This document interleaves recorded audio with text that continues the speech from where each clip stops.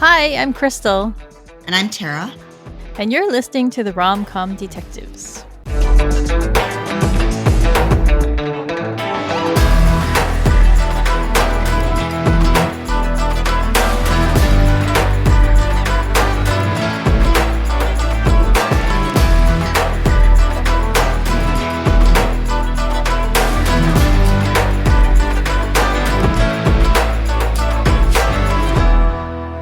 Welcome to Rom-Com Detectives, Episode 9, Monkey Bottoms. Today, Tara and I will be talking about the third episode of Lucifer Season 1 called The Would-Be Prince of Darkness.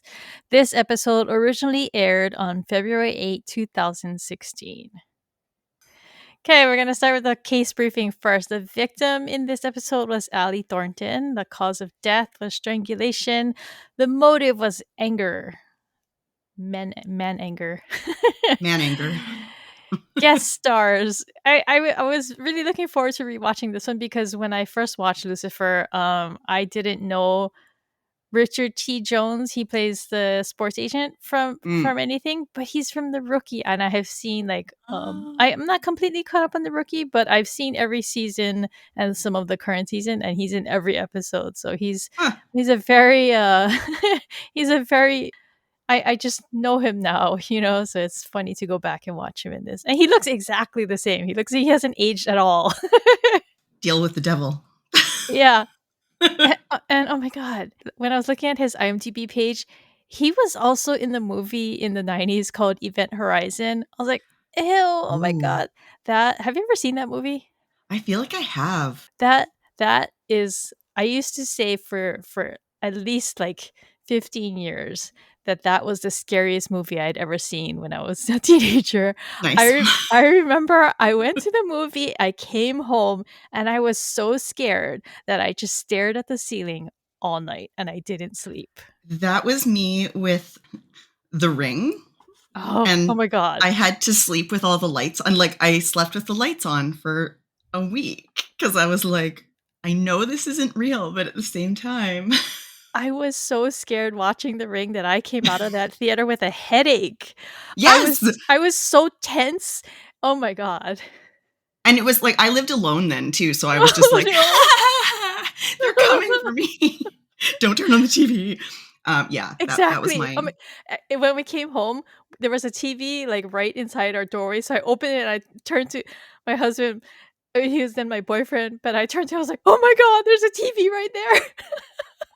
That's another one of our weird similarities, isn't it? That we have the partners that we've been partners with since like mumble years.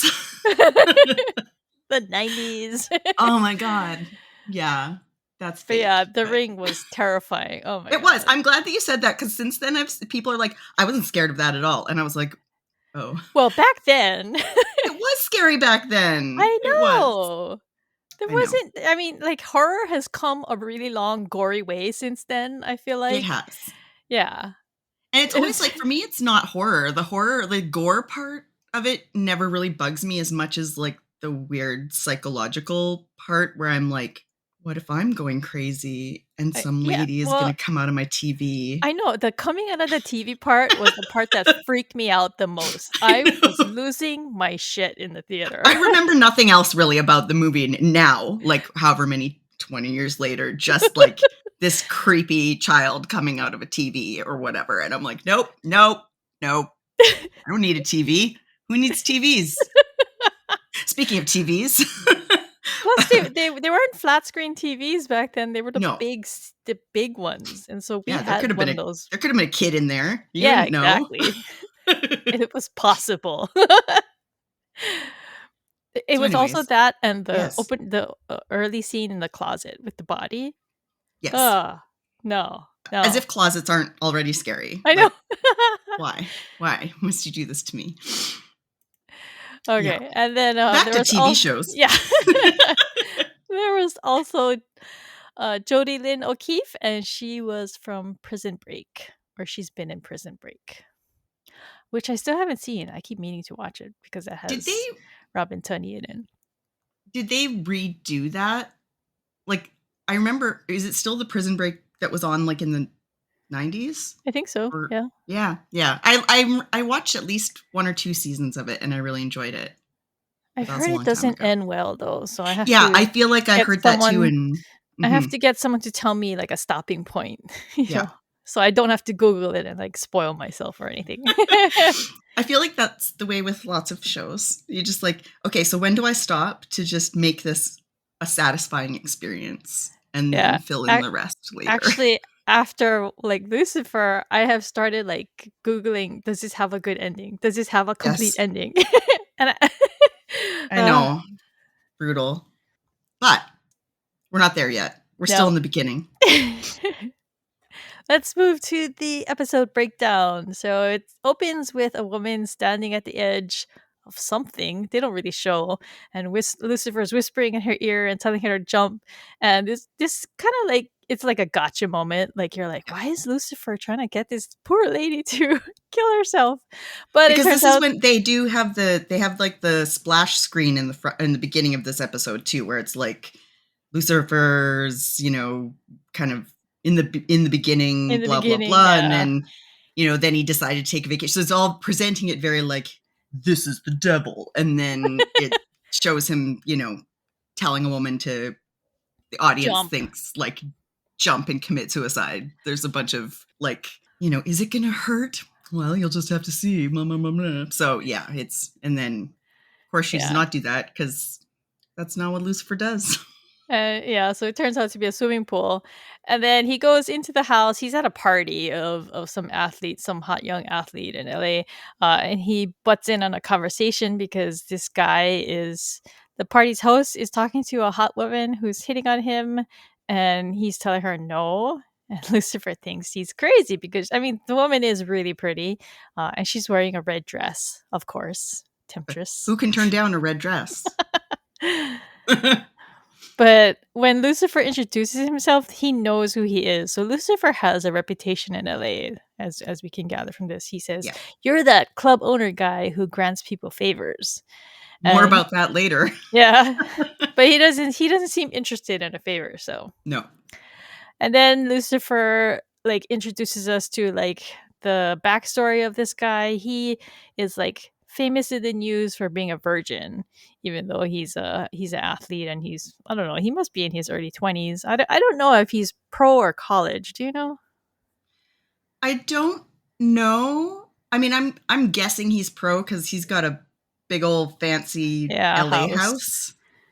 But yeah, they don't really mention it. It's just like generic football player with lots of money. But yeah, he's waiting for marriage, and that's kind of part of his. But yeah, so Lucifer uses his power on him. And he comes up with some really boring things that he truly desires. I believe Lucifer's phrasing is like these are the these are the desires of a postmenopausal woman. And I was like, that seems Checks fair out. actually, because it's like he wants to sit on the couch and watch TV, Master Chef or something. I think it's like, Yeah, something yeah, like that. But then he finally admits that he really wants to get laid, even though he's like the famous virgin or whatever. But he broke up with his girlfriend. And then I thought this was interesting. But when Ty starts to mention something about that his mother taught him, Lucifer just cuts him right off. He's like, don't bring her into this. That's disgusting. When I was first watching the show, I was like, why would he say that's disgusting? I mean, I guess it's because they're talking about him having sex. But yes, I don't know. Like looking back with hindsight, it's just, hmm it's Lucifer's mother issues. yes. In case you thought he only had daddy issues, no, no. Oh yeah, he's got Hold mommy that thought. issues too. We'll see you later. So Lucifer goes and introduces himself to the woman that he had talked into jumping into the pool, and oh my god, this scene was so funny because she scoffs at him and accuses him of impersonating the real Lucifer, who she says is a DJ. Yeah, she calls his accent fake too. She's like, Yeah. "Is this a fake accent?" And Lucifer is like, "Ma passion mama." I always think that this show is funniest when there's something that genuinely catches Lucifer off guard. Yeah, Like he is, yeah. because I think, whatever, he's an immortal being. He's sort of prepared for anything until it's something Yeah. like this. And then it's just funny because he's so Yeah, befuddled. because like he's immortal, so he's used to certain things because his life is so long, so things have Yeah, just been a certain way. So when yes, it's not that way, he's just like, "What?" exactly. Hot ladies don't turn him down, usually, or accuse him of being a And on that fake. note, he gets distracted by some hot ladies, and then the next morning, he's still in Ty's house. He's in a bedroom with some women that he wakes up in bed, and Ty wakes him up in a panic. He says, "Oh, I need that favor now, dude."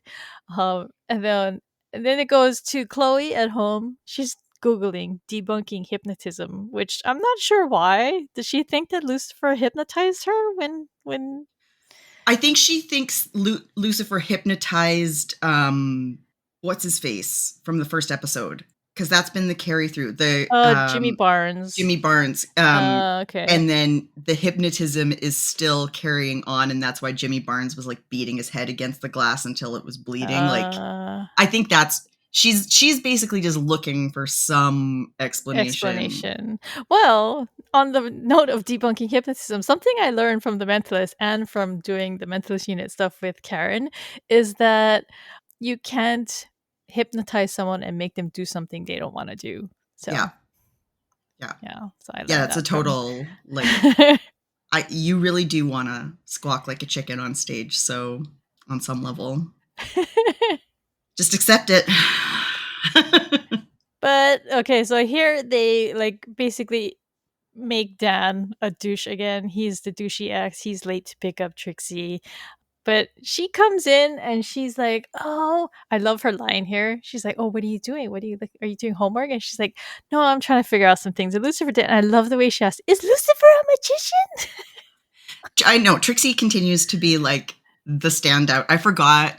Not forgot, but I forgot how cute she was in the beginning and how like earnest Yeah, and everything is like big eyes and excitement and adorable. And yet, that there's, because she's disappointed that her dad isn't there yet. And there's still like, she's got layers for like a kid who's getting like maybe 3 lines an episode, but I she know. works She everyone. she has like what, like 20 seconds in this episode, and Yeah, yet she was so amazing. it's a highlight. Just everything. And she's such a, I think because, especially as a foil for Chloe, where Chloe is like trying to find, like, she's in deep research, kind of like, I have to find out what Lucifer is doing. And she thinks it's a trick, like she thinks it can't possibly be real. But then, it's, it's like Mulder and Scully, but like Trixie is Mulder just being like, I want to believe. And Chloe is like, oh, Trixie, no, it can't be. And that vibe is very amusing to me, but also Trixie, adorable. Just her whole face lights up. I do want to note that enough time has gone by that she has her front teeth now. So, Yes. I It, mean, the not series, necessarily in the show, but in like real yes. life. The series becomes confusing if you try and like judge the timeline by Trixie's growth, because it doesn't make sense. So Chloe gets a call and she's like, "Oh my god, how Lucifer, how did you get my number?" Meanwhile, Trixie in the background is like, he's a magician. Like, she is so convinced at this point. She's like, I know Yeah. how Lucifer got the number. He's magic. And so Lucifer called her to Ty's house, but he was super vague, I guess, to try to get her to come, saying that he had an emergency. And then she can't believe it when he shows her that the reason he called her is because there's a dead girl in Ty's pool. And it's the girl in the red dress. So Although she's no longer wearing a red dress. She's yes, just in her she's black only underwear. wearing, yeah, that's it. But so Chloe questions Ty and asks why he didn't call the police immediately, and he says, "Well, Lucifer was gonna call." I, I, I, I mean, we've talked about how Chloe like is always super irritated with Lucifer in the early seasons, and yeah, this is no exception. She like can't believe that he called her directly for this as like a kind of like a favor to some guy they at a party he went to. And yet, She's, from Lucifer's point of view, it makes complete sense. Obviously, he's like, well, this is the homicide detective that I'm I know. personally like connected to. So why wouldn't I call you? if I called 911, someone else might show up, like Detective Douche. I don't want him. Like it makes complete sense in Yes, Lucifer's in mind, Lucifer logic, yeah. but which we get a lot of Lucifer logic in this episode. I think there's a lot of Particularly in like this house. exactly. He's Exactly. It's like, so chaotic. oh, he is. He's just a gremlin. That's in a nice suit. Because she's like trying to work the scene, and meanwhile he goes and he bothers a tech. He's like watching her shine a black light on a couch. He puts on glasses and he's like telling her, "Oh, don't go in the bedroom."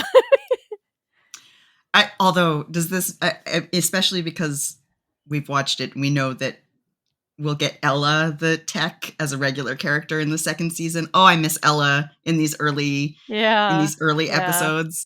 Like, she ends up being such a great addition, partly because, like, who do you need at a crime scene? Like, not random dude number one who's like, we found some blood spatter. yeah. You need the forensic nerd character, You do. and You do. just so that people will know, I am a huge Ella Lopez fan. I Oh, have like me too. 20. I know you have her shirts. I have like 20 of her You have her shirts. clothes.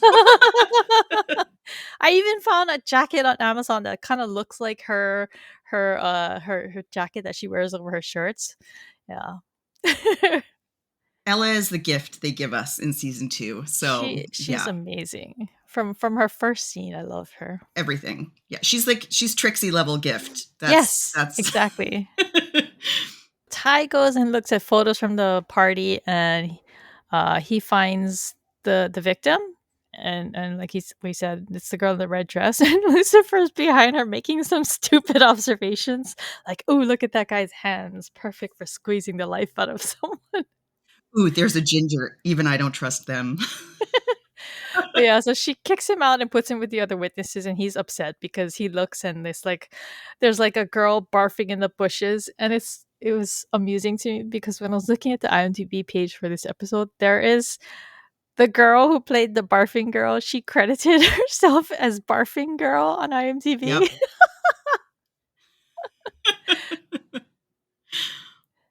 You're like, I'm an actor. I wasn't just background. I puked for money. I wonder how many times she had to do that. Hopefully not that Ugh. many. Yeah, Because until it just becomes real. Dan shows up and he's being pretty icky.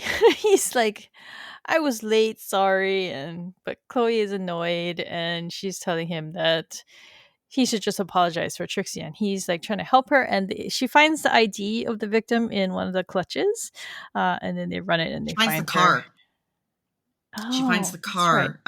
That's right. Because Dan asks her if she's looking for ID, and she says, no, I'm looking for a car, because she knows it's going to be a tiny little purse. And then she finds the keys and, clicks the boop boop. And then they find the ID, presumably in the car. Which actually is kind of funny because you would think in LA that she couldn't find parking that close. No, I know. Plot hole. Or not plot hole, but but just yes, it's like how they can get everywhere really fast, and you're like, I'm sorry. Yeah. Have you driven in the city? Because I have. And you're not getting anywhere fast at all. Ever. So Dan and Chloe go in the bedroom because a tech had found the victim's missing fingernail, and it was in his bed.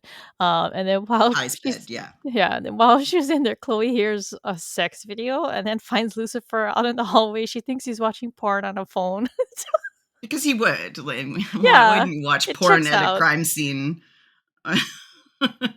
But it turns out that he's actually watching a video of Ty and Allie, the victim.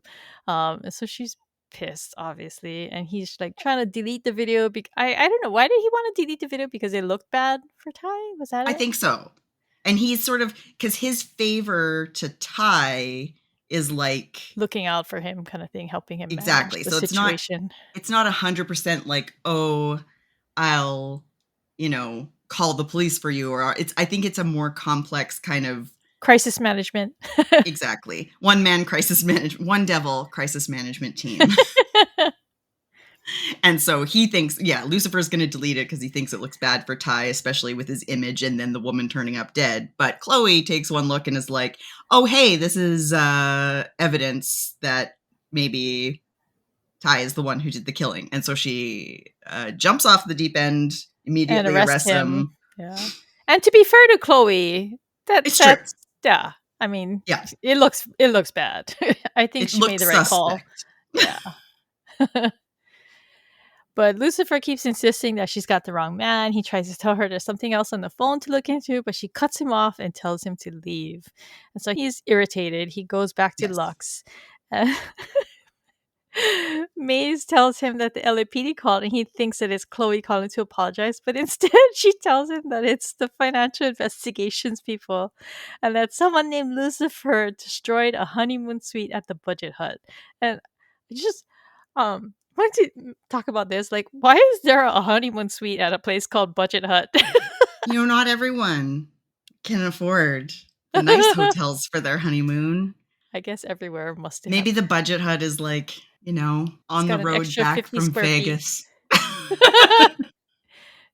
Yes, but I mean, just the Budget Hut. And it's out in the valley or something, I think. It's like, Yeah, I think they said Tarzana, but where is Tarzana? I've never heard of that place. He also mentions Encino at some point, and I think that. So, anyways, correct us if we're wrong with our geography. But anyways, it's parts of the surrounding areas that Lucifer would never be caught dead is the vibe that he is giving off in this scene where he is absolutely angry but horrified, mortified. And Maze is like living for delivering this news to him. Yeah. She's just losing it. I think here, we start to see a bit of eventually where Maze's humor goes, and like to her, this is the funniest thing that's happened in who knows how long. And I don't think she gets to see Lucifer on his back foot very often. Yeah. And she is enjoying so the other thing she says is that he skipped out on a $2,000 tab at Zany Wings, and she's laughing even more now. And I think this scene really helped to cement why I love Maze so much in season 1 and 2. She is just a delight. She's a funny demon who takes so much like pleasure out of people who are just squirming. It's funny. I love that. And Lucifer's reply is something like, I would never eat a zany wing. And it's just well, okay, so yeah, on that note, how do you rack up $2,000 in zany wings? Are these expensive wings, or was this for like a party? They're zany, but I can't. If you're out at the Budget Hut, like, do you just sit in the zany wings all day and order rounds for everybody who comes in? I don't know. It must have been for a big party because I can't imagine how either that or maybe it was liquor. That would explain it. Like what, your top shelf, bottom shelf liquor? Like, yeah, I don't know. At the zany wings, a keg of beer. But yeah, I don't know. How many wings is that? That's crazy. That's a lot of wings. A lot of chickens sacrificed their wings for that. So Lucifer is so upset about this that he schedules a session of therapy with Linda. But she hones in on how he's actually upset about the case because he punishes the guilty and Ty, and he's convinced that Ty is not guilty. Yes. As we will see, Lucifer is a master of the deflection and avoidance and denial or displacement. That's what she's talking about. Yeah, displacement. But yeah, so like earlier though, it wasn't just I think that he is like by default because of the favor trying to protect Ty. He tells Chloe that he can sense things about people that because he knows evil and he doesn't get that from Ty. So he I guess is relying on his gut to tell him that Ty didn't murder the girl. So. And he also has a big old layer of guilt, whether he admits it or not, because he was the one who pushed Ty toward the girl and kind of cajoled him into which is, a echo of him getting the girl to jump off and do her cannonball into the pool in the very first scene. And I think it's kind of Lucifer, this is the beginning of Lucifer sort of looking at his own actions, which are usually done to meet the desire of the moment without any thinking ahead. And I think that's also what Linda is trying to guide him into realizing about himself. But Lucifer will always go the wrong way if he can when it comes to the guidance of his therapist. And in this case, he's like, no, it's none of those things. I just don't want him to be, punished for something he didn't do. And it's got like this vibe of like where, because I think as a viewer, you're not sure, right, that Ty didn't do it because I mean they It cut is away. compelling evidence. Yeah, and so it's like this whole, it's got this whole like theme of like, is it a case of the devil made me do it, right? So And Lucifer is very insistent that the devil doesn't make anybody do anything. Yeah. And so there's like that whole angle, and it pisses him off because he gets blamed for everything. bad people doing bad things. And he's like, hey, that's not me. Like, I'm not, no urging necessary for these losers kind of deal. Chloe goes to see Ty's talent agent, and the receptionist is telling her that she can't get in because she doesn't have an appointment. And then she hears Lucifer talking to a bunch of guys. And then she can't believe it. Yeah. They're having a little bro laughing session. And then he tells her how he got there. He had looked at the number, her call list, and that's how he knew that that's the last person that she called before she died. She tries to get him to leave, and he just laughs at her because, of course, he's not going to listen to her. He's going to just do whatever he wants to do. And so I think she realizes this, and so she consents to let him go in the interview with her. But before we get to this, what is she wearing in this scene? Like, yeah, this is the episode where, I mean, they are definitely in Vancouver now. Yeah. And you guys would not believe how rainy it is in LA in 2016. Man, it rains all the time there in the year of our Lord 2016. Almost as if it were somewhere else, somewhere known for being rainy, maybe. Yeah, like it's totally. Her collar is just, it goes up, I think, like to her ears almost. It's huge. Yeah. It's very. She's in her full Gore-Tex outfit at that point, and it's just wrong. This jacket will never make another appearance. Yeah. But so they go to talk to Johansson, Ty's agent, and he also, like Lucifer, says that Ty would never do something like this. And Lucifer uses his powers on him. He admits that he wants to be the greatest agent of all time. And Chloe, she understands what Lucifer's doing. She like really like leans in. I think this is like almost like, if I have to put up with him, then I'm gonna use this tool while I've got it.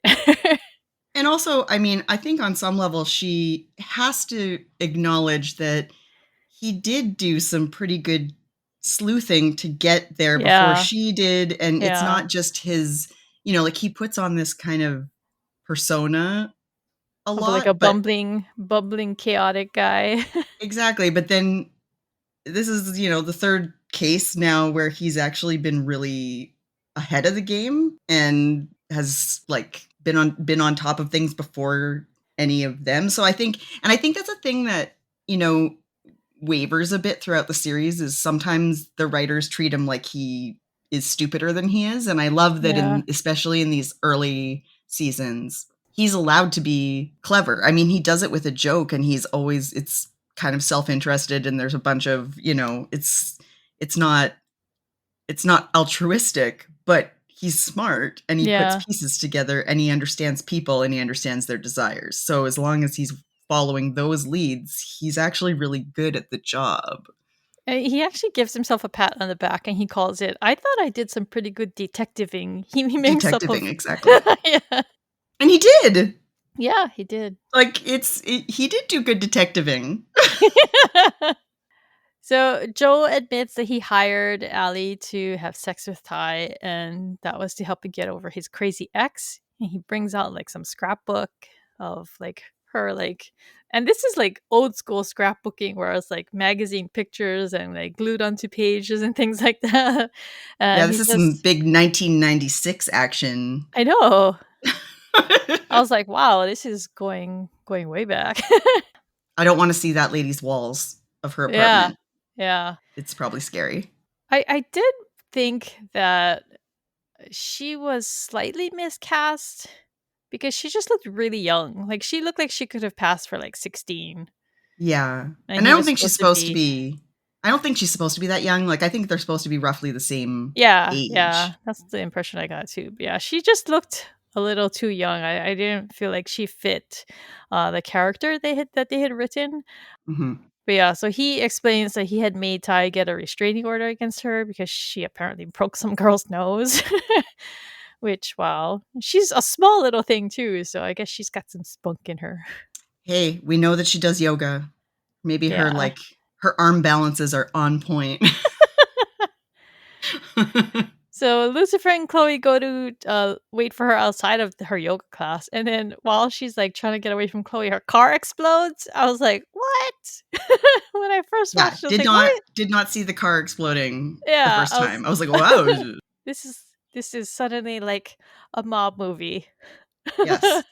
But, she says that she was just trying to get away because she thought Chloe was gonna bust her for violating her restraining order because she was at the party, but she says but then she gives them a rock solid alibi. She was so sad because I guess she looked in the window and she saw him in bed with the girl, and so she went and ate froyo for 3 hours. Mean fair. On video. Yes, on video, captured in, beautiful black and white security cam for everyone to see. At Chloe's place, Dan brings her a lead. He says that there's this Hollywood fixer called Ronnie Hillman, and she was on a photograph on a camera nearby where the car exploded. And he's been trying to bust her for years, but he doesn't know how they can get her to talk because she doesn't speak to cops. And then they bring in Lucifer. Yeah, suddenly Chloe is Suddenly willing he's to use the useful. connection. But and he's ecstatic over this, right? He He is loves it. delighted. This is the best thing that's happened to him in as long as he can remember. He's just giddy. I guess he had already set it up because they're setting up their cameras and things in the penthouse, and they have like a plan. He's supposed to just vouch for Dan, who's going to pretend to hire her, and then they're going to arrest her. He calls him Detective Douche again here too, which is fair Mhm. because he's being pretty douchey. My favorite line from this scene is when Lucifer says The stick up his that ass. no, that's a good one. It's like the Michael Bublé concert because Dan is wearing like this velvet and satin blazer over a t-shirt, and I'm not gonna lie, that it's given Michael Bublé. Okay, it is. So Ronnie shows up in Lux. He goes and approaches her, and to be fair to Lucifer, he seemed like he was about to follow their plan. He was gonna vouch for Dan, but then she says, "Oh, I came to help you with your problem." And the way she says it, she seems to know that he has a specific issue, and he's like, "Wait, what?" Yeah, because and at first he's like, I don't have a problem. Oh, wait a second. Do I have a problem? And then that's when she explains that word is going around that there's some guy out there and he's ruining his professional and sexual reputations. And I think we all know which one bothers Lucifer more. Yeah, yeah. So that's where things go sideways. He's like, oh, no. And so he whispers in her ear and they can't hear because I think Chloe had said, oh, you don't need to wear a wire because you're just going to introduce her to Dan. Ronnie's gonna check for a wire, and we don't want her. And she does do that. She runs her hands all down Yeah. his neck and body, looking for some kind of concealed, device. And of course, he isn't wearing one, but that backfires. But so he tells him, don't worry, she'll be back. Tells him to sit tight. And We'll all after get Lux what we want. Yeah. And after Lux closes, she brings Lucifer's imposter back to Lux. And oh my god, when he pull this is another scene where Maze is just eating it up. Yeah. I love her enjoyment of it. Especially when she pulls off the hood and she gets the first look at his face. Yes. And he does not look like a Lucifer Morningstar, shall we say. And it's like his accent was horrific too. So bad. He really nailed the fake British accent. Yes, the trying, but it was like weirdly Cockney mixed with I don't even know, and it's a bad actor's bad interpretation of a British accent, and it's amazing because Yeah. in comparison to Lucifer, it's very obvious. And then you have to think back to that girl who was like, "Oh, you're not even real. Like your accent is fake." But yeah, so Maze is standing behind him and just snickering and laughing, and I Maze's just reaction shots are worth the price of admission, honestly.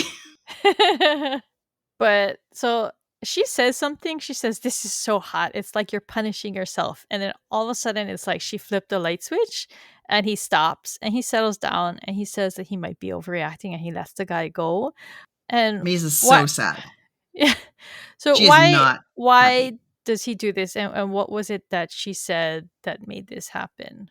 Well, I think it's just enough of an echo of what Linda was trying to explain to him Uh huh. that, maybe this issue isn't so much about, other people. I think it comes back to he does feel guilty because he was the instigator of the encounter between Ty and Allie.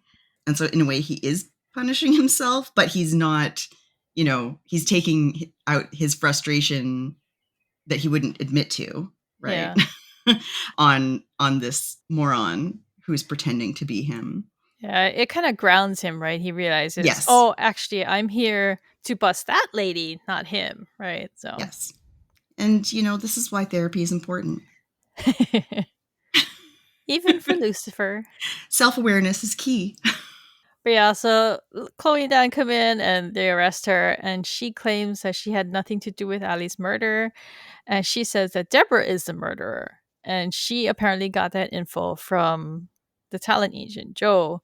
And that leads Chloe to think that he's the murderer, especially because Ronnie tells her that he hired her for blackmail, not for to have sex with him, because he had told them that he hired her to have sex with him. But turns out it was to get And also the blackmail Ronnie video. knew Allie and felt she She felt felt protective of responsible. her. Yeah. Yeah. So she was getting back. She didn't have anything, like, this was her getting back at who she perceived to be Allie's killer, essentially doing what Lucifer wanted to do, which is just like taking justice into her own hands. But because I think there's a lot of like back and forth in the language in this episode between Lucifer talking about punishing bad people and Chloe's kind of reframing it on, catching the wrong person and getting justice for the, blah, blah, blah. And then it comes to a head in the last scene with Linda too. But so basically we're seeing like if Lucifer had his way, he would more or less be a Ronnie Yeah. at this stage. And he's maybe seeing that that's not quite what he wants. So the episode moves to the agency where Joe is giving a presentation to Ty, talking about how they're going to rebrand and how they've been protecting him this whole time. And this becomes like a real Scooby Doo scene where it's like everything gets laid out, the whole how it happened, why, and all this kind of stuff. And it was kind of, I don't know, I I wasn't a killed big fan Colonel of it. Mustard in the sitting room with the candlestick. Like, okay. Yeah, Tell me so more. But yeah, so I mean, he confesses here. He says, "I squeezed too hard," and I don't really understand what Joe thought was going to happen after he says, "I squeezed too hard," and because he goes, "Okay, that's it. I'm out of here." Like, wait, dude, you just confessed to killing a woman in front of your whole office and your client and a cop and the devil, which he doesn't know, but he just He's about to. he just confessed to killing a woman in front of all of these people. And what, he thought he could just leave? That was Yeah, so just weird. gonna go home, stop at Starbucks on the way. I confessed. That's all I needed Or, to do, right? Like, now I know. Now that I've got that off my chest, bye. I'm gonna clock out now. yes, occasionally, and I mean, this is a particularly heavy-handed reveal, I think. Yeah. And not it's like we sort of mentioned last time that it's never about the mystery of who done it as much Yeah. as it's about what What that happens is to the main teaching the characters? Yeah. yeah. But this one is like, Hit you over the head, kind of. Mr. Bond. Like, it's just so bad. But yeah, so Lucifer's pissed off and he throws him straight through a glass window. It Or doesn't glass even really door or throw something. him, just like he points, Touches him. he touches his chest and the guy goes flying through a window and his body like never moves. So this Chloe is like, what just happened? He's a magician. He's a magician. He can't reveal his secrets. Okay, so one interesting thing before this happened, though, Lucifer says, see, this is why I don't lie. It's so hard to keep track of who knows what. And so I think this supports what I think we talked about this last week, is that Lucifer's doesn't not lying thing, it's his choice. It's Yes. not like he's like an angel and this is like something he can't do. It's not like God put some kind of thing on him that No, says it's he can't absolutely lie. his choice. Yeah, Yeah. he chooses to. So Mhm. And it's like, an unshakable pillar of his character. Like, many other things may waver, but Lucifer's commitment to not lying is solid. And when somebody's when somebody is sometimes called the Prince of Lies, I think it's a really neat way to like turn that around and be like, this is how no. I've been labeled. Yes, exactly. Okay, so outside, Ty thanks Lucifer for his help, and Lucifer is like trying to get some kudos from Chloe. she's not He having just it. wants a gold star so bad. And it's kind of adorable because like It is. it's so like in some way something else that I love about Mommy Lucifer is like issues. it is. And it's like, he wants a gold star the same way that like Trixie would want a gold star. Like, Yeah. tell me I did a good job. Yeah, that was good, right? Yeah. Lucifer did not get that from his mother. But he gets her to admit that they did solve it together. Yes. And okay, so at the end of this scene, before she walks away, she makes some kind of snide remark about his motives for actually trying to find the killer. So, what was she trying to say here? That was kind of lost on me. I can't remember the exact wording, but I think it was something like, and I think it's kind of because I know the purpose is that then this is something that Linda brings up in the next scene, which is because Yeah. it bothers him. Like It is it bothering him. bothers Yeah. Lucifer that this is what Chloe thinks, that he's just doing it for selfish reasons, or Yeah. that it's like, I think it's something about how she kind of articulates that the only reason why Lucifer helped was because he felt guilty about the tie thing in the Putting Ty with the yeah. girl. But did she know that? I think, well, she does know that, like, she's seen some of the interactions, Oh, okay. Okay. and so I think that that's her just being like, you didn't do this for the same reasons I did it. Like, I did it Yeah. because I believe in justice, and you did it because you didn't want to feel guilty. And Yeah. since Lucifer is speaking of lying, really good at telling himself that he doesn't feel guilty about things, when really everything about his his interactions says maybe you feel a bit guilty, but he just doesn't want to go there. I think that it gets under his skin because he doesn't want Chloe to think that about Yeah. him. Yeah. So what do? You go sleep with your therapist again. That's what you do. You need some clarity. Well, plus he's got to pay for the session earlier too, right? It's So. true. It's true. But yeah, so Linda asks him why he came to LA of all the cities. And she thinks that people come to LA to reinvent themselves. And so she thinks that's why he's there too.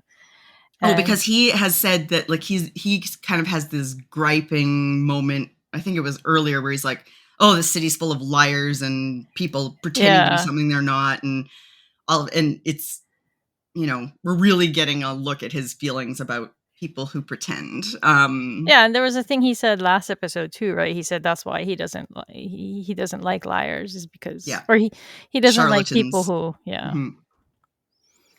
He admits to Linda that he never liked punishing bad people when it was his job that he was forced to do, but now that it's on his own terms, he likes doing it. But then Linda poses the idea that it's not the punishing that he's enjoying, but it's the seeking justice for good people, so victims. And you can see on his face this throws him too, because Yeah. it's a source of conflict for him. So it is but it's also something where the audience is going, yeah, like you did it for Delilah, because yeah, it wasn't just like, I want to punish that bad guy. It's that this bad guy did something to Delilah and yeah, he wanted justice for her. justice for it. And then it's sort of the same thing, like that showdown between the paparazzo and his, Joss and Nick, yeah, like it's like in the end he doesn't let them shoot each other because Chloe is, standing right there. standing right there, and she's like, this is not justice, this isn't the way to do it. And then he's like, oh, it's that everybody has this moment in therapy when the therapist points something out and you have to look at yourself and go, well, crap. Now I know that about myself and I can't pretend I don't. So, yeah, but he's not there yet. And then he's like, okay, gotta go. Look at the time. Let's not talk about this because I'm the devil. Bye. And she's like, okay. See you next week. But so the episode ends with Chloe watching security footage of the guy falling through the glass or being thrown through the glass. And this just leads up to, this is like a ongoing thing that leads up to apparently Tara's favorite episode of the season. It's coming! Coming up next. The 8-hour episode of Tara talking about why she loves season 1, episode 4. Frame by frame. Editing discussion. That could be a nightmare. Okay, that's it for the breakdown. Just a couple of things for our rewatch checklist. I have a new one. I have a new thing to add to your watches. Okay. Which is season 1 of Lucifer is clearly sponsored by Surface by Microsoft. I noticed that. Oh my god. And I remember this because all through season 1, it's like out of nowhere, somebody pulls out their Surface and they're like, look at this. And then after season 1, like no one ever has a Surface again. And I just think it's super funny. So yeah, the Surface was shown in close up at least twice in this episode. Yeah. Surface. I noticed it when she was Googling the hypnotism thing. I was like, oh, that's a real prominent product shot. I wonder who sponsored this episode. Surface. Couch watch. Linda's couch is still the same, so yeah, it's still going strong. Hasn't been recast yet. The title line was said by Lucifer. He actually says a lot of the title lines, actually. Just he does. But I like to say it in because they do throw in some people who say the occasional, yes, yeah, occasionally. LuciTunes. There are actually a few songs that I really like from this episode. The party scene at the beginning, it's this song called Beat of My Drum by Powers. I really like that one. And there's this song, I can't remember where this one is played. I think it's in Lux with maybe Maze and Lucifer. It's called Delta Rice. I swear to God, they're saying Dead to Rights, but the song is called Delta Rice. I guess it must be a joke or something.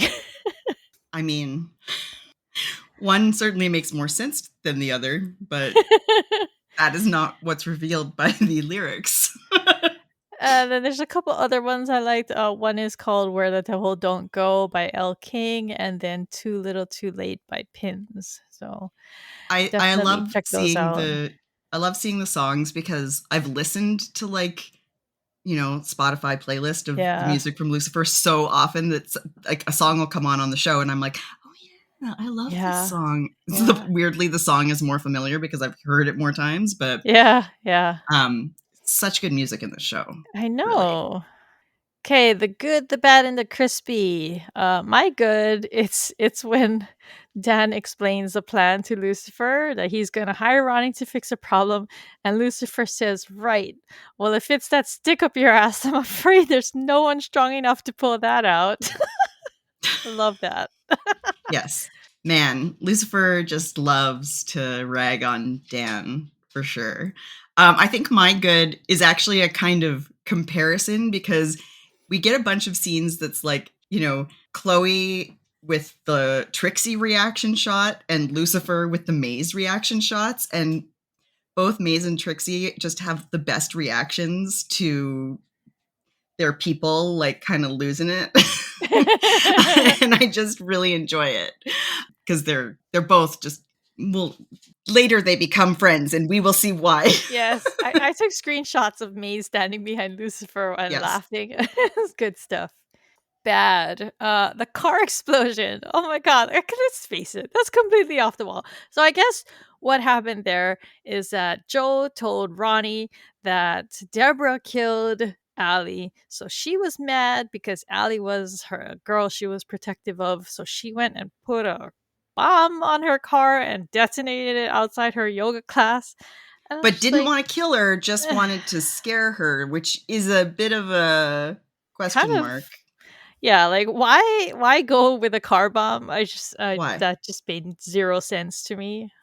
And then why drop the detonator? Like, because they find the detonator. Yeah, Like, it's yeah. just, it doesn't. I will say, so my bad is like, this is one of those episodes where there's a few brilliant moments, but overall, it is not a fave.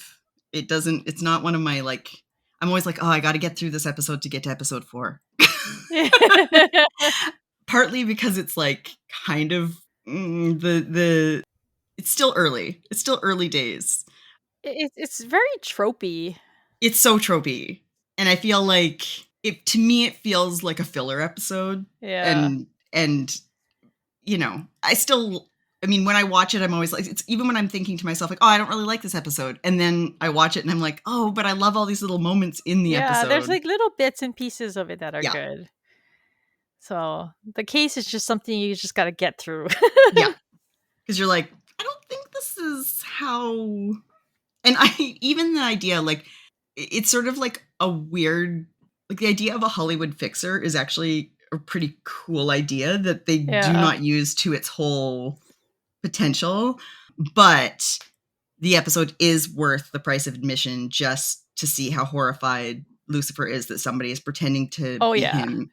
Yeah. Destroying budget hut honeymoon suites, eating wings, and doing rap battles, which is, I believe, the highest sin committed by fake And he's a Lucifer. DJ. Oh no. Oh my god. Like, That's actually my crispy. I love the whole Lucy phony thing. That whole storyline. I also was love the just, word Luciphony. yeah. Oh my god, it's the best pun. It's so amazing.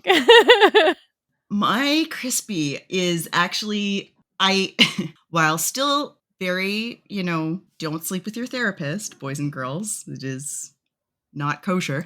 I like how here we're really starting to see that Linda is thinking about Yeah, the things going on in Lucifer's. she is. I mean, she still Definitely thinks it's like a psychoanalyzing him. metaphor, right? But she's analyzed and she's coming up with good insights. And I think that is starting to show where that's going to go eventually. And I remember reading somewhere that she wasn't actually intended to be a continuing character, but she was so good and ended up being such a good fit that they kept writing her into the shows and the seasons, which, oh my gosh, like, it would have been a completely different show without Linda, who I love. Though don't sleep with your therapist. Like, that's icky. All right. Well, we'll be right back with our Lucy quiz. Okay, we are back with a new Lucy quiz for you all to try out. Be sure to check out our social media pages for a bonus question on Sunday. The way this works is I'm going to ask 5 questions of increasing difficulty about the episode we just discussed, and you and Tara will have 5 seconds to come up with an answer. Are you ready? I am. Okay, this one's easy. Question 1. What sport does Ty Huntley play?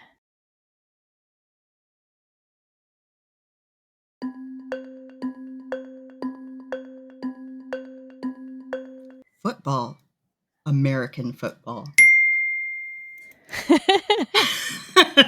Although, as we talked about earlier, we're still not sure if it's pro or college because he looks like a college age kid, but like you said, it must be pro. So because he has like the fancy life of the Yeah. pro. I mean, I know that college kids get their some perks, but I don't know if huge house on the hills in Hollywood. Also, plus there's the virgin thing too. So he went all through yes. college. So yeah, I don't know. Hey, it can happen. Okay, question 2. What color is Allie's phone?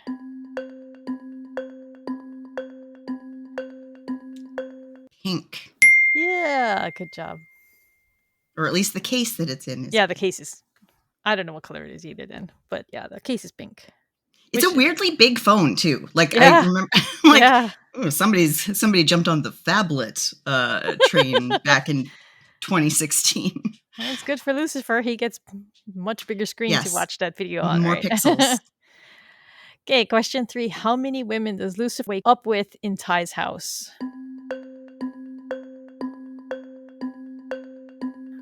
3. Very good. Because it always reminds me of, like, you know, in the movie Beauty and the Beast, the Disney movie, and there's like the 3 girls who love Gaston, and they're always like, Oh and my they God. always do things. So yeah, that's why that there's the weird little ADHD brain connection for you guys.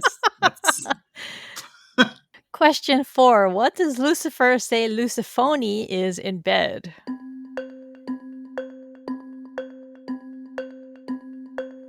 a 2-pump chump. Oh, good job. Yes. I was considering naming the episode that, but I thought that might be a little too Might be get us banned on yeah. Apple. Inappropriate. Okay, question 5. This is the hardest one. Where is Luciphone from? Oh, No, Jackson? No. he's from Sherman Oaks. Oh, Sherman Oaks. His name is Justin though, so maybe Yes, that's why that's you thought of that. yeah. Yeah. Sherman Oaks. Yes. I like to get one wrong just for the listeners so they don't feel so they don't feel bad. left out if they get one wrong. It's very nice of you. I know, I'm a nice person.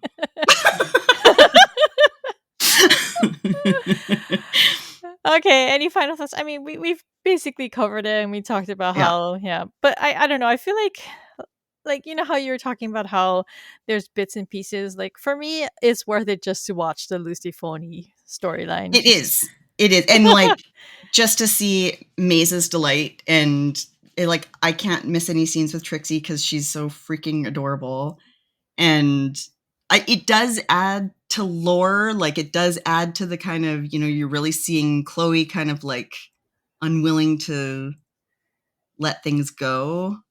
Yeah. So I think it's still worthwhile, but man, it's no episode 4. Yeah, that case is If you're enjoying Rom-Com Detectives, be sure to leave us a rating or review on Apple Podcasts or Spotify. We want to thank the 2 people who left us a rating already. We really appreciate that. For our Spotify listeners, you can leave us a comment for our question of the week and tell us how many zany wings you think you could eat in a single sitting. Addendum, how many zany wings do you think you could buy for $2,000? How many chickens were sacrificed for this tab? Oh my gosh. Oh boy. Now that's why the price of eggs is so high. Oh my god. We've cracked it. But sorry. It was Luciphone's fault. If you'd like to join additional conversations about Lucifer, you can visit the Lucifer subreddit at reddit.com/r/Lucifer. To contact me and Tara, email us at hosts@romcomdetectives.com. You can follow us on Instagram, Threads, or Blue Sky at romcomdetective, or leave us a voicemail or text message at 1-650-733-XOXO or 9696. This episode of Rom-Com Detectives was recorded on April 11th, 2025. Rom-Com Detectives Lucifer Unit is co-hosted by Crystal Watanabe and Tara Avery and is produced by Pico's House. Thanks for listening. Bye. Bye.